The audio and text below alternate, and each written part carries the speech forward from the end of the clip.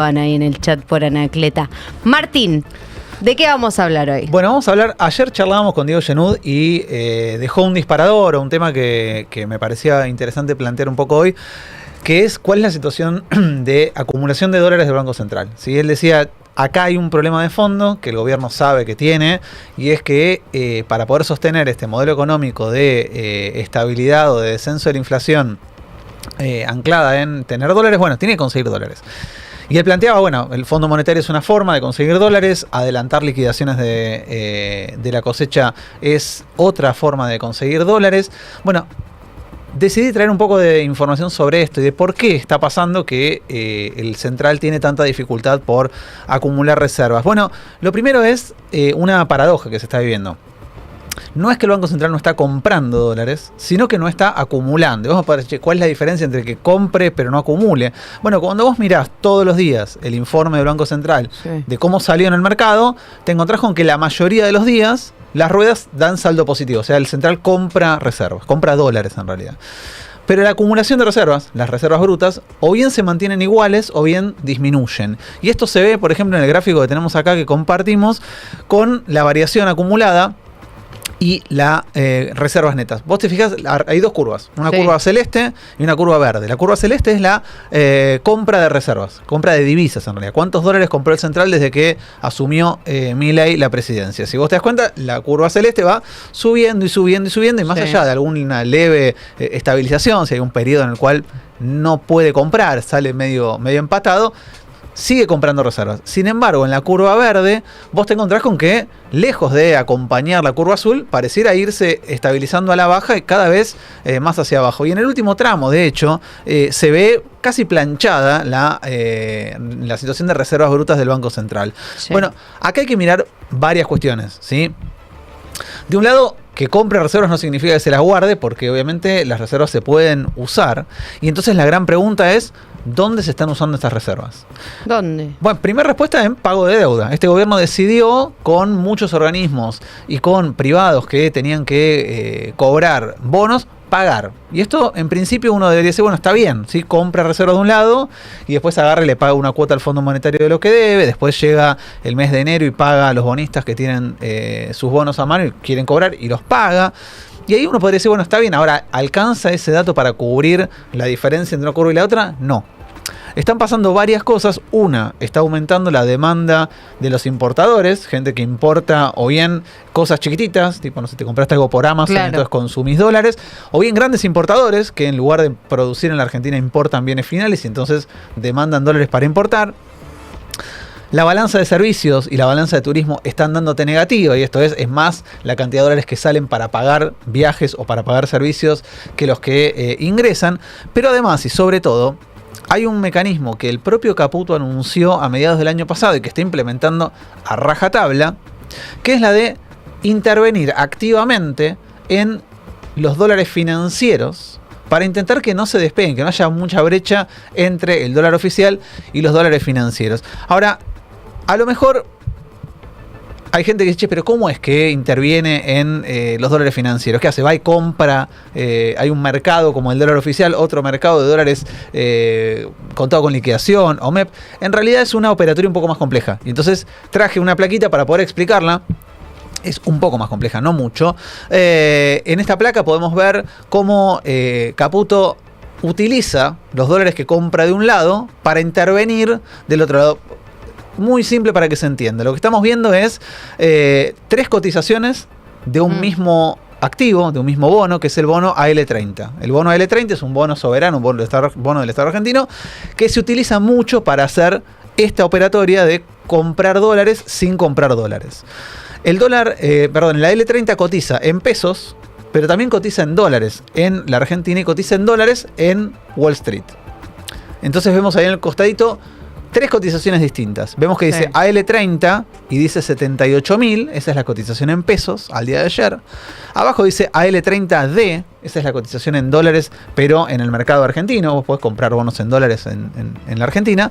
Cotiza al día de ayer 64,38 dólares. Pero podés comprar también bonos argentinos en el exterior, en Wall Street, por ejemplo. Sí.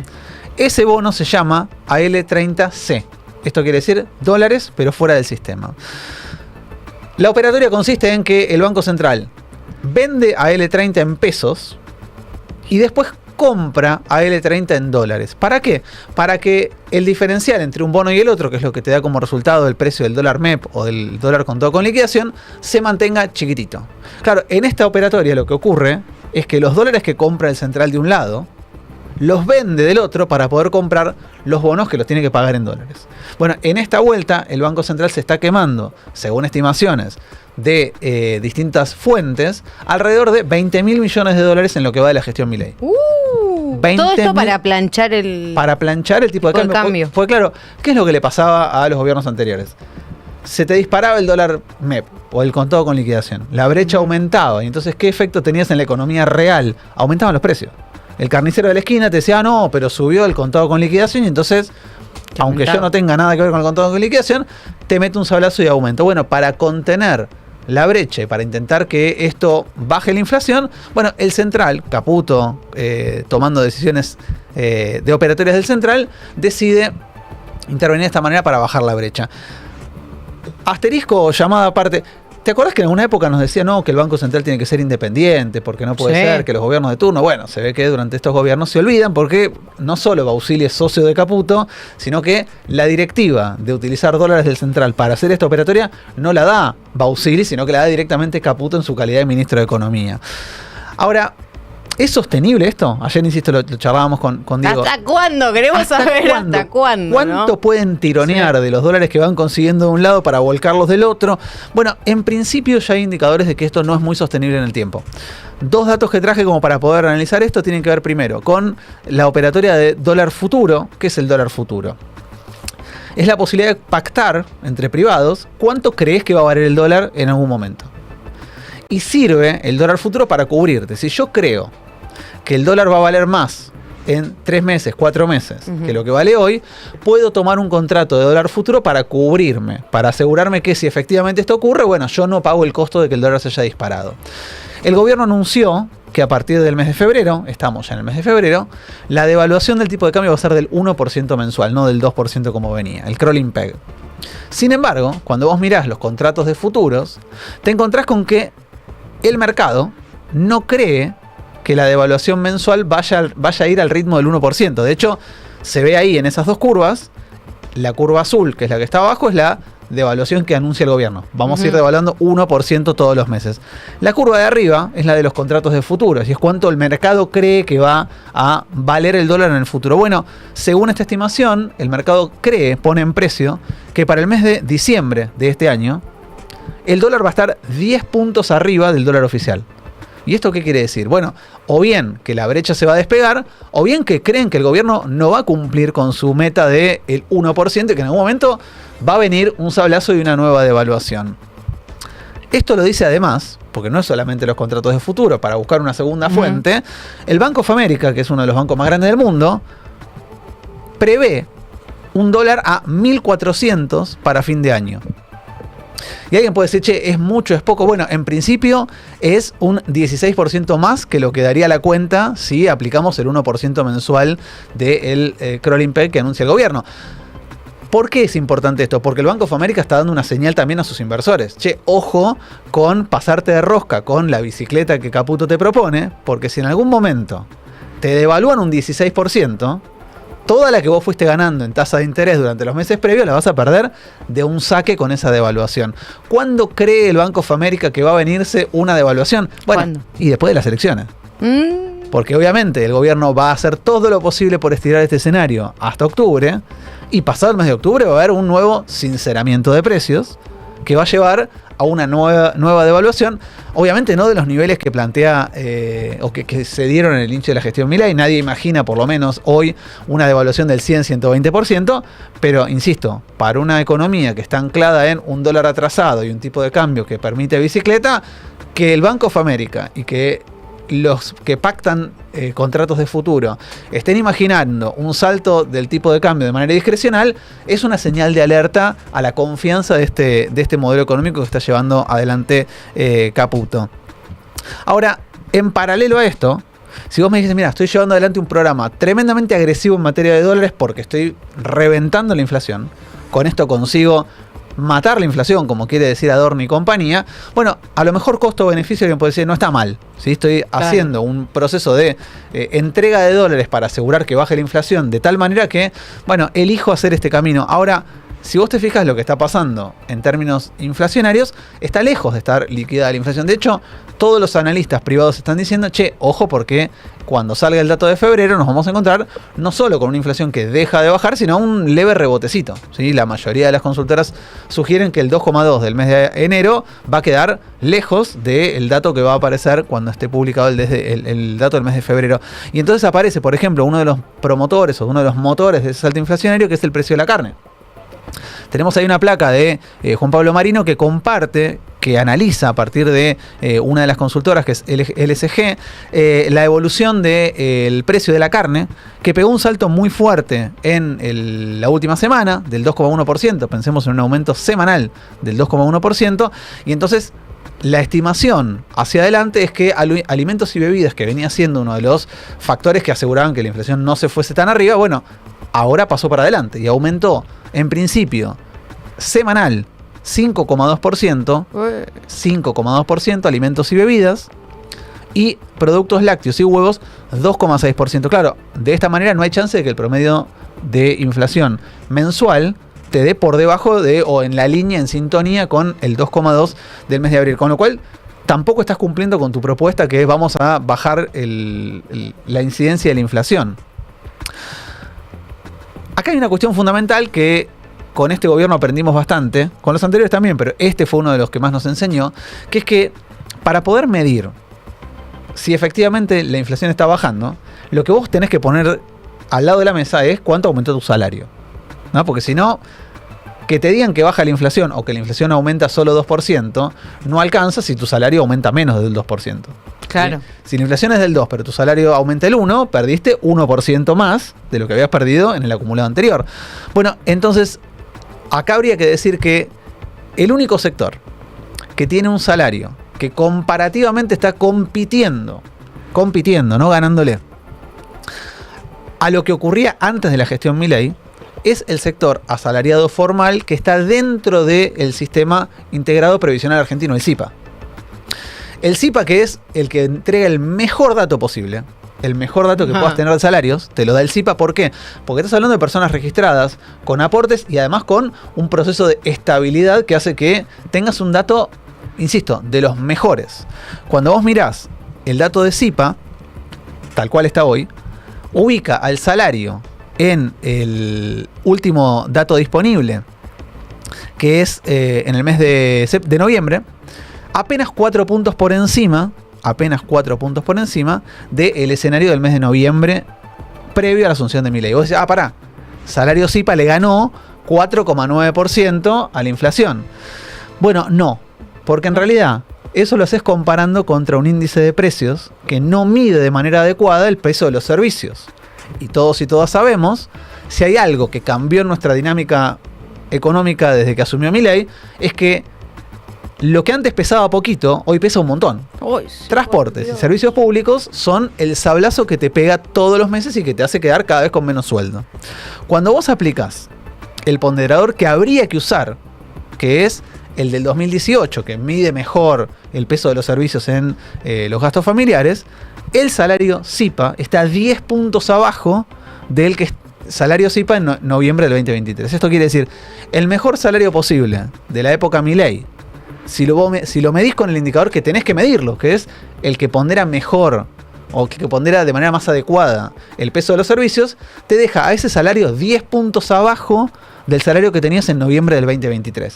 Y acá está parte de la explicación de por qué, a pesar de que Milei te quiera vender que la economía argentina repunta, mejora y sigue avanzando, del otro lado, vos lo que te encontrás es, primero, con servicios que pesan mucho más. Tenemos ahí una placa, es medio larga para verla, pero aunque sea mostremos, que es la de Finanzas Argi con Focus Market.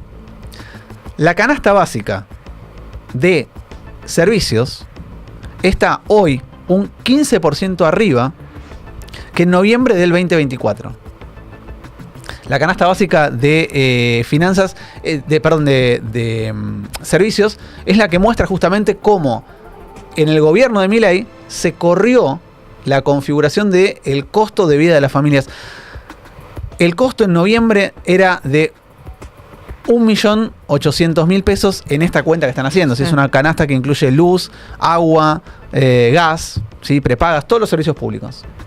Y entonces, cuando vos te encontrás con que los servicios públicos pesan tanto más, no sorprende, no es sorpresivo, lo que pasó con el último dato que publicó INDEC ayer, que es el dato de encuestas de supermercados. Ayer se publicó el dato de encuestas de super y encuestas de hipermercados, ¿sí? De mayoristas. ¿Y qué onda?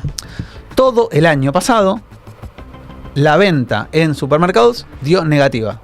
¿Sí? Todos los meses fue dando negativa. El dato intermensual de noviembre a diciembre de supermercados es apenas 0,3 negativo. La interanual en diciembre da una pérdida de 3,3%. Esto quiere decir, en el mes en el cual vivimos las fiestas, sí, y se supone hay un repunte del consumo porque compraste un poquito más, pero además es el mes en el cual entra el aguinaldo en muchos laburantes, el consumo en supermercados cayó 3,3%. En el acumulado anual, esto es de enero a diciembre del 2023 contra 2024, la caída fue de 11%. O sea, cayó 11% en el 2024 el consumo en grandes supermercados. Con una particularidad que yo siempre planteo cuando vemos esta encuesta, que es cómo pagás lo que consumís en el supermercado. En la medida que vos pagás en efectivo, en la medida que vos pagás con débito o efectivo, lo que sugiere es que tenés un poquito más de margen para poder consumir.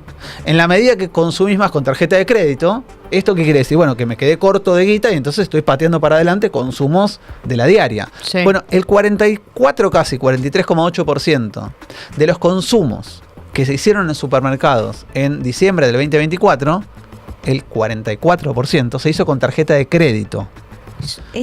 ¿La mayoría? La mayoría.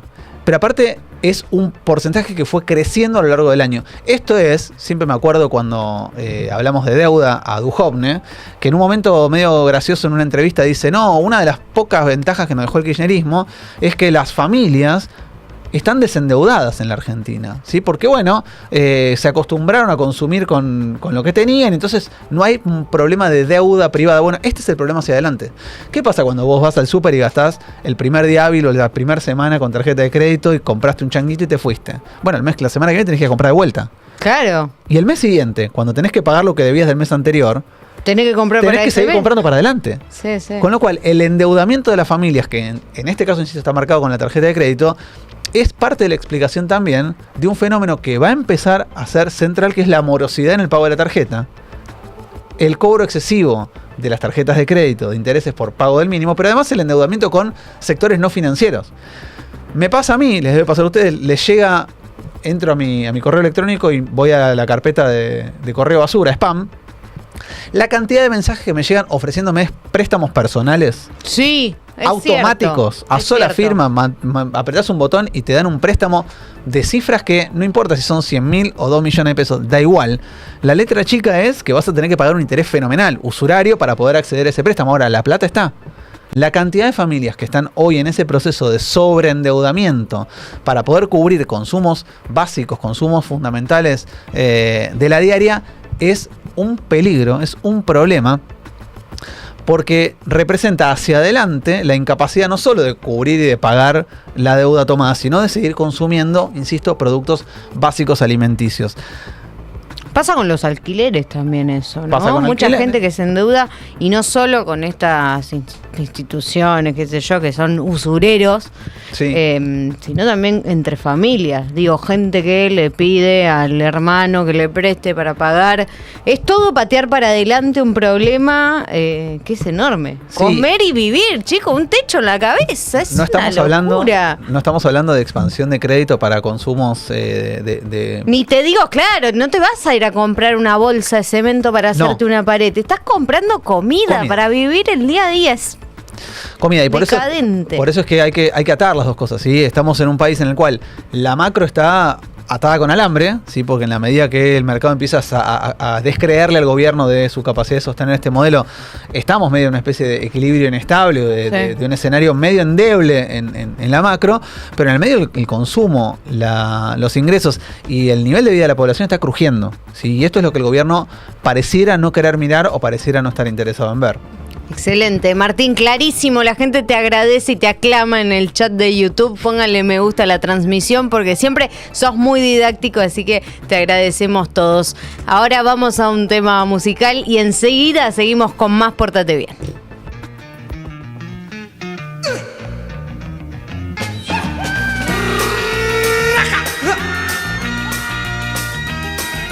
Tengo un mundo de sensaciones, un mundo de